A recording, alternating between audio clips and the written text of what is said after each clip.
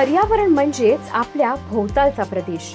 या पर्यावरणाच्या प्रेमात पडून इथली जैवविविधता अनुभवण्यासाठी, निसर्गाची मनाला उभारी देणाऱ्या शक्तीची प्रचिती घेण्यासाठी आपण बाहेर पडतो. निसर्ग संपन्न असलेला हा रत्नागिरी जिल्हा, इथलं वातावरण, जैविक संपन्नता यामुळे जिल्ह्यात पर्यटकांचा ओघ वाढतोय. अगदी राज्याच्या नव्हे तर देशाच्या कानाकोपऱ्यासह जगभरातील पर्यटक नररत्नांची खाण असलेल्या, निसर्गानं मुक्त हस्तानं उधळण केलेल्या या जिल्ह्यात पर्यटनासाठी येतात. इथं आल्यावर इथली पर्वतराजी तुम्हाला कणखरपणा शिकवतात. अगदी थाटात उभे असलेले किल्ले तुम्हाला तुमच्या संपन्न आणि श्रीमंत भूतकाळाची जाणीव करून देतात.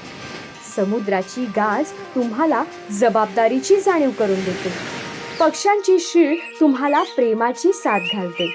इथली वृक्ष संपदा तुम्हाला मायेची सावली देते. इथली फुलं तुम्हाला आपुलकीचा स्पर्श देतात.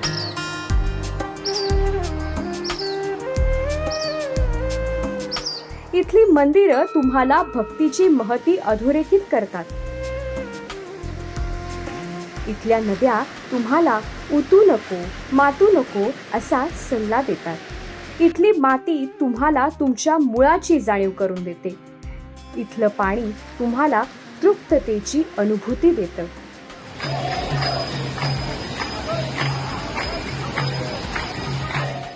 इथली माणसं तुमच्यावर जीवापाड प्रेम करतात.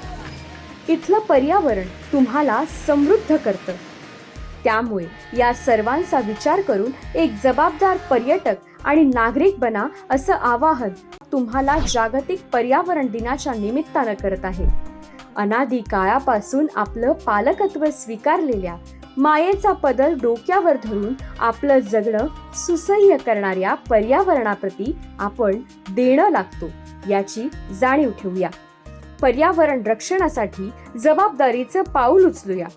पर्यावरण रक्षण करूया हेच तुम्हा सर्वांसमोर हक्काचं मागणं.